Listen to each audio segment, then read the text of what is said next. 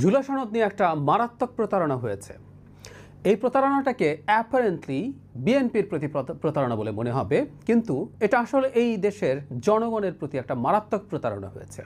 আমি কেন সেটা বলবো শেষে, কিন্তু প্রতারণা বিএনপির প্রতি হয়েছে কেন এই কথাটা বলার চেষ্টা করছি।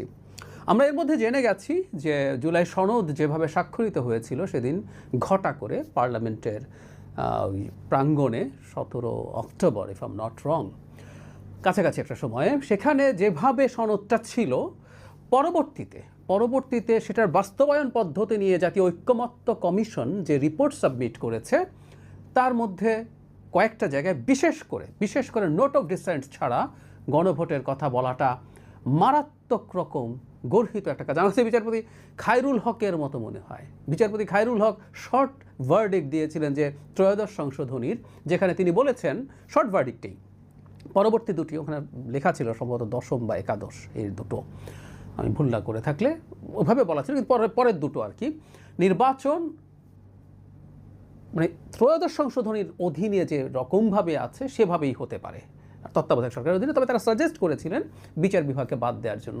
পরে যখন মূল রায় লেখা হলো তখন এই যে পরের দুটো না, ওটাকে আবার সংসদের হাতে ছেড়ে দিয়েছিল।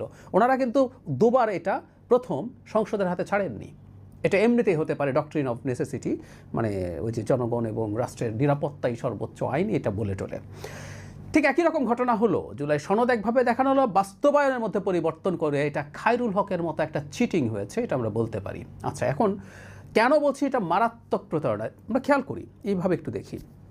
বিএনপি জুলাই সনদের জন্য ঐক্যমত্য কমিশনে সিনসিয়ারলি ডিবেট করেছে, আলোচনা করেছে, এনগেজ করেছে, এবং সম্ভবত সবচেয়ে বেশি এনগেজ করেছে। বিএনপির অত্যন্ত পাওয়ারফুল একজন নেতা, তিনি নানান দায়িত্বে আছেন, কিন্তু তিনি সব বাদ দিয়ে প্রতিদিন এককভাবে, তার সাথে অন্যরা ছিলেন কিন্তু উনি প্রতিদিন ছিলেন, পার্টিসিপেট করেছেন। তাদের আন্তরিকতা আমরা দেখেছি, এবং এখানে তারা তাদের পক্ষে যায় না, তাদের চিন্তা প্রাথমিকভাবে ছিল না এমন অনেকগুলো দাবি মেনে নিয়েছে। তাহলে আমরা এটাকে ট্রেড অফ বলতে পারি। তারা কিছু মেনে নিয়েছেন, কিছু নোট অফ ডিসেন্ট থাকবে তাদের, সেটা তারা মানবেন না। এইভাবেই নেগোসিয়েশন এভাবেই হয়। তারা আর্টিকেল 70 অনেকটাই তাদের যেরকম দ্বিমত ছিল ওখান থেকে সরে এসছেন, অনেকটাই সবাই যেভাবে চাইছেন সেরকমভাবে তারা করছেন। কিছুটা দ্বিমত তাদের এখনও আছে। আর আমরা তারপরে যদি বলি, তারা সবগুলো কমিশন তারা নিজের হাতে রাখতে চেয়েছিলেন যে আইন করে করবেন, কিন্তু নির্বাচন কমিশন, যেটা আমাদের রাষ্ট্রের স্থিতিশীলতার জন্য সবচেয়ে জরুরি, সেটা তারা মেনে নিয়েছেন। সেখানে এর বাইরে হবে। আমি আবারও বলছি, বিএনপির চাওয়াগুলো লজিক্যাল কি ইললজিক্যাল ওই ডিবেট না। সবচেয়ে বড় যে জিনিসটা তারা অ্যাকসেপ্ট করেছে সেটা হলো, পৃথিবীতে সম্ভবত একটা মাত্র দেশে প্রাইম মিনিস্টারদের এই কভার হতে পারবেন সেই কথাটা আছে। তা বাংলাদেশে আবার করা হলো। ইনফ্যাক্ট কোনো দেশে থাকতে হবে তাও না, আমরা নতুন করেও করতেই পারি। কিন্তু এই যে দুবার না, কথাটা এখন এরকম হয়েছে, 10 বছর প্রাইম মিনিস্টার থাকতে পারবেন, এর বেশি পারবেন না। এর প্রধান খড়গটা যাবে কিন্তু দলের প্রধান জনাব তারেক রহমানের উপরে। আমরা ধরে নিই, যদি এরকম সম্ভাবনা আছে, বিএনপি পরপর দুটো নির্বাচন জিতবে, এটা যতটা বড়োভাবে জিতবে, পরেরটা চ্যালেঞ্জড হবে, কিন্তু আমি ধারণা করি সেটাও বিএনপি জয়লাভ করবে, ধারণা করি। যদি সেটা হয়ও, তাহলে খেয়াল করি তার যে বয়স দাঁড়াবে অ্যারাউন্ড 70 দ্বিতীয় টার্মের পরে। বাংলাদেশে 70 ইয়ার্স, মানে আমাদের যে সোশিও ইকোনমিক ক্লাস, তিনি যেখানে বিলং করেন, 70 খুবই প্রোডাক্টিভ একটা বয়স, স্বাভাবিক সেন্সে, যদি অন্য কিছু না ঘটে যায়। নিশ্চয়ই এই বয়সে মারাত্মক কঠিন রোগ হতে পারে, সেটা পারে, অ্যাক্সিডেন্ট করতে পারেন কেউ, কিন্তু তিনি থাকবেন। তো তিনি তো তার এই মানে ক্ষতি স্বীকার করে এটা অ্যাগ্রি করেছেন। ফলে বিএনপিকে একটা ট্রেড অফ দেখানো হলো। বিএনপি এটা করলো, ঠিক আছে আমি এই সব জায়গায় নোট অফ ডিসেন্ট দিচ্ছি, অন্যরা জিতলে এটা করবে কিন্তু আমি জিতলে করব না, এই ছিল তার ব্যাপার। অথচ একটা বিষয় বিএনপির মানতে হতো না, মানে আইডিয়ালভাবে, এই জায়গাটা একটু মনোযোগ দিয়ে খেয়াল করি, একদম মনোযোগ দিয়ে। সবাই গণভোটে জনগণের রায় বলছেন। আমি এই প্রশ্নটা করতে চাই, জনগণ কি এই ইস্যুগুলোতে গণভোট দিতে পারত যদি কনস্টিটিউশন তৈরির আইডিয়াল প্রসেসটা ফলো করা হতো? আমরা একটা গণপরিষদের আলাপ দেখলাম, নতুন কনস্টিটিউশন লেখে গণপরিষদ। আচ্ছা, গণপরিষদ যখন লেখে শেষ পর্যন্ত যে জায়গায় সবাই এসে দাঁড়িয়েছে, মূলত এনসিপি গণপরিষদের কথা প্রথম থেকে বলছিল, এবং তারা শেষে যেটা এসে দাঁড়িয়েছিল, 1970-এ যেরকম একটা নির্বাচন হয়েছিল, একটা সাধারণ নির্বাচন, কিন্তু সেখানে গঠিত পার্লামেন্টের একই সাথে ডুয়াল রোল থাকবে। এমনকি যারা নতুন সংবিধানের কথা বলেছেন তারাও এই ফরম্যাটটার কথাই বলেছেন। সেটা গণপরিষদ হিসাবে বসবে সংবিধান সংস্কারের জন্য, আবার সে সংসদ হিসেবে কাজ করবে রাষ্ট্র চালানোর জন্য সেভাবে।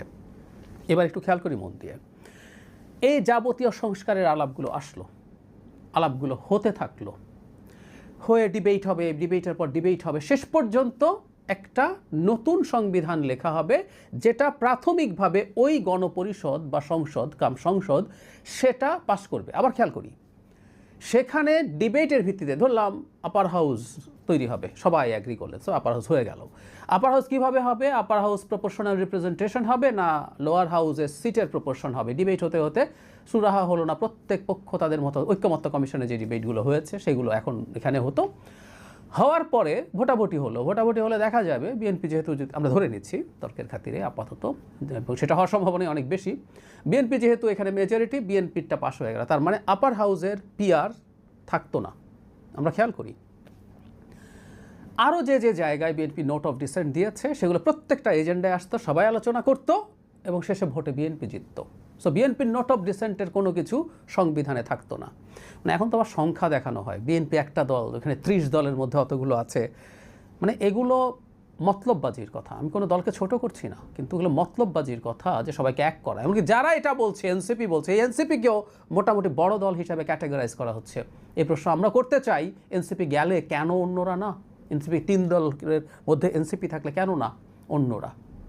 তার মানে বড় দলের হিসাব আছে। আমরা যে কারণে নিচ্ছে, আমরা যদি সেটা গ্রহণ করি তাহলে আরেকটা দলের এত বড় শরীর, এত বড় সমর্থন, তারা সরকার গঠন করেছে নির্বাচিত হয়ে, তাকে কেন বড় দেখানো হবে না? যাই হোক, আগের আলোচনায় ফিরি। পার্লামেন্টে পাশ হলো কোন কনস্টিটিউশনটা? প্রস্তাবনা হলো যেটা বিএনপি আসলে নোট অফ ডিসেন্ট দেওয়ার বাইরে যা যা হচ্ছে বিএনপির মতো করে মূলত হচ্ছে।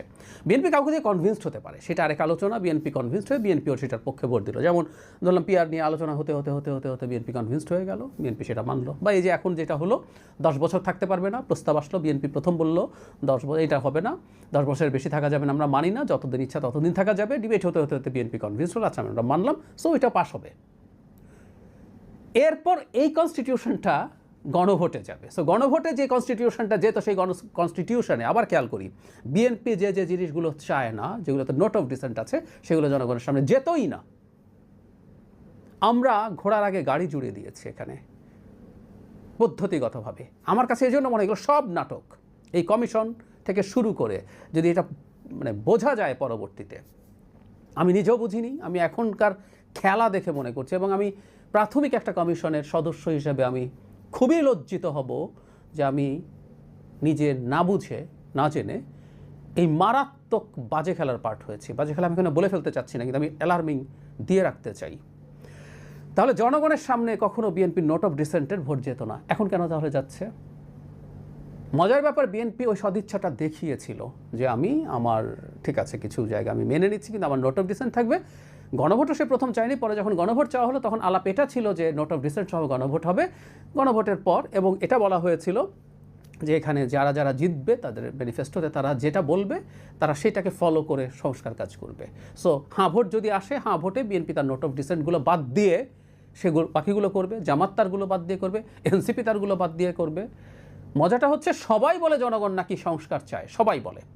ওনারা মনে করছেন ওখানে দিলে তারা হাতেই জিতবেন এই সবগুলো বাদ দিয়ে। তো তাহলে তারা তাদের ওই ম্যানিফেস্টোটাকে ধরে দুটো লাভ, গণভোটেও লাভ হইল, এবং জনগণ যেহেতু তাদেরকেই চায়, এটাকে যখন ম্যানিফেস্টোতে রাখবেন, তাদের সাধারণ যে নির্বাচন, যেখানে তাদের সংসদ গঠিত হবে, সংসদ গঠনের সদস্য হবেন, সেখানেও তারা দুর্দান্ত ভালো কিছু করে ফেলবেন। এত সমর্থন, এত কিছু, তো ওই সাহসটা নেই কেন যে আমি আমার ইশতেহার দেখিয়ে আমি সেই গণভোটে নিয়ে আসব এবং সেটা তো আমার মতো করে যেতে দেয়। তাহলে আমাকে যদি পাঠিয়ে দেয়, সবাইকে একটু বলেন যে তুমি যদি আমাকে ভোট না দাও তাহলে বিএনপির নোট অফ ডিসেন্ট সহ এটা বাস্তবায়িত হবে, কোনো লাভ হবে না, বিএনপি প্রধান যিনি জনাব তারেক রহমান এসে আবার শেখ হাসিনা হয়ে যাবেন। এগুলো বলেন, বলে ভোট চান যাতে বিএনপিকে ভোট না দেয়, বিএনপির আরও ডিজাস্টার হোক। এটাই হচ্ছে গণতান্ত্রিক পদ্ধতি। কিন্তু এখানে একটা চালাকি এবং শয়তানি হচ্ছে, একটা শয়তানি হচ্ছে। আবারও বলছি, আমি বহুবার বলেছি বিএনপির অনেকগুলো নোট অফ ডিসেন্ট আমি পছন্দ করি না, কিন্তু আমি মনে করি এই সংকট যে তৈরি করা হচ্ছে দেশের সবচেয়ে বড় দলটাকে নিয়ে, ঘিরে তার সাথে প্রতারণা করেছে, এটা আদতে জনগণের সাথে প্রতারণা। কারণ এটাকে কেন্দ্র করে একটা সংঘাতের ঘটনা বা পরিস্থিতি যদি ঘটে যায়, সাফার করব জনগণ। রাজনৈতিক দলগুলো তো সাফার করবেই, যারা এখন